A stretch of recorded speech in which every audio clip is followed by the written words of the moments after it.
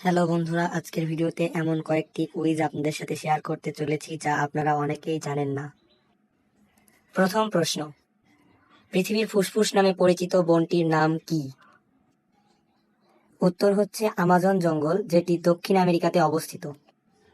দ্বিতীয় প্রশ্ন, আমাজন বন থেকে পৃথিবীর মোট অক্সিজেনের কত ভাগ পাওয়া যায়? আমাজন বন থেকে পৃথিবীর মোট অক্সিজেনের প্রায় 20 ভাগ অক্সিজেন পাওয়া যায়। তৃতীয় প্রশ্ন,